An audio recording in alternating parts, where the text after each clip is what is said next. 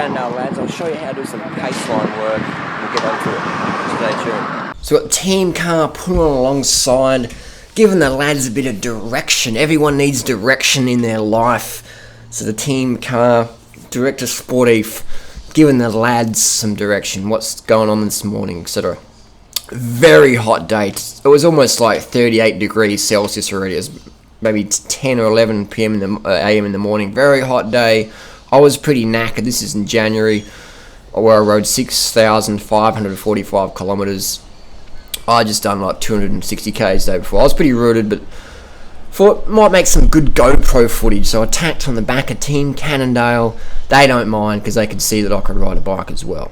But I'm going to sit on the back of the Paceline just to give some footage. So you can see, it's easy to crash. It's always easy to crash. These guys don't really use their brakes. What they'll do to slow down is they'll just sort of stop pedaling or soft pedal. Obviously, they will use their brakes if they need to, but you'll see them quite often. They'll slowly pedal or they'll stop pedaling. And that's just to wash off a bit of momentum. So you can see very tight, very smooth. The wind is coming from our left. So the riders on the right move up in the shelter, getting sheltered from the left of the wind. So you always want to ride according to how the wind is going. You can see here, cars parked in the bike lane. It's basically just survive. Just survive on the roads in Adelaide. But it's very good here. Very good training in Adelaide. Best training in the world in Adelaide, Australia. I don't think of anywhere in the world where you can have an event like the Tour Down Under. And all the pros love it here. They're just like, this is insane. Adelaide is the best cycling training on earth. Only place on earth you're going to have a bicycle race like Tour Down Under. I don't know of any other bike races where the hotel is the central focus for the whole week in the city. If you know, post it down below. So anyway, the Paceline. Cycling is all about aerodynamics. You can save so much wattage, so much energy by sitting at the back. Right now I'm not using much energy because I've got Team Cannondale pulling me along the Strava segments. We're floating along here. We are cruising. I'm probably on about 4 watts per kilo at the back, 3 to 4 watts per kilo, not doing much work at all, just sitting on the draft and letting the lads do all the work. But what they do here is they do a little, because a lot of these guys have had a bit of a holiday, start of the season, they're getting back into things. So by doing some team drills like this, you get that feeling, that neuromuscular facilitation, just the nerves firing by being in a Paceline, being a tight Paceline. And we actually built the speed up a bit. They eased into it, and over time the wattages kept going up and up and up and up. We are hooking along now. We are hooking along here. This is near the beach, outer harbour. See the cyclist on your left. Boom. See you later. Just got passed by Team Cannondale and Durianrider. And we are hooking along. It might not look like we're going fast, but we are hooking along. You can see the cadence of the cyclists. Always nice, smooth, fast, 80-plus cadence. These guys are more probably like 90 to 100, 110 maybe even. That's just a more efficient way to go. You never, ever want to grind your pedals. If you grind your pedals, you're losing efficiency. You're losing power. You want to have maximum power for your effort. Otherwise, you're just wasting energy. So you never want to be grinding. Look at how the pros train. People will say, Harley, you spin so much. It's because I ride with professional riders so much over the years. And I've just been practicing my cadence. So you always want to have a cadence over 80. If you're going really easy, it doesn't matter, obviously. But if you give it a bit of a dig, your cadence wants to be 80 because you'll get maximum efficiency that way. So that little Paceline drill was finished. What we did now was intervals, 5 minutes on, 2 minutes off. So you'll see, here we go. Here's an example in cycling where you can't hesitate. I sort of hesitated for, I should have done another interval, I'm tired, I've already done 150 Ks this morning, blah, blah, blah.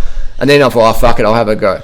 But that's too late. You miss out on that draft. So now I'm having to chase the team rider in front. And you can see I'm sort of getting a little bit, but I left that gap open a bit too big. So I'm not getting any draft here. So Durianrider has to do a bit of work for once, trying to catch up. So we're sitting on about, what we're doing, probably about 7 watts per kilo right now.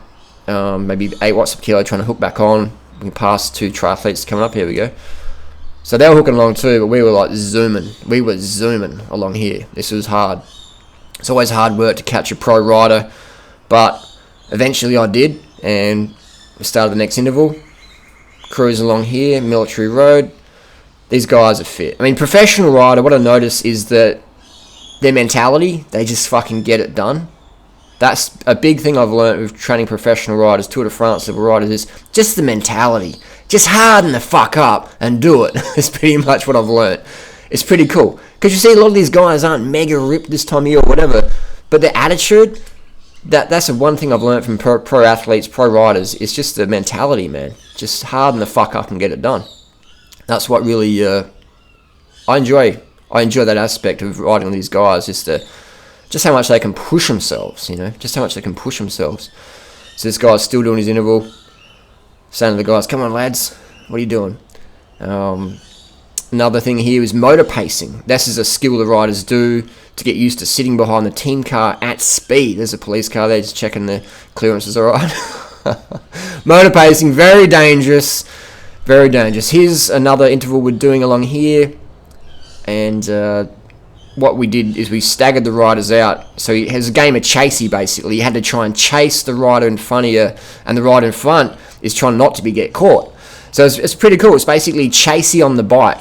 You have about a 200 meter, 100 meter gap, and you basically got to chase each other down or try and not get caught. Very good fun. Fucking hard, man. We are roasting here. Roasting, you can see the sweat glistening off the calves there, through the red light, bam, thanks for coming, don't have time to stop, got to go through training, cranking along here. That Cannondale team bikes for 2014, very light bikes, the Super 6 high mod with the SRM power meter. I think this time next year, Team Cannondale will be on the stages, because Cannondale cranks are nice, but you lose a bit of stiffness when you go to the SRM.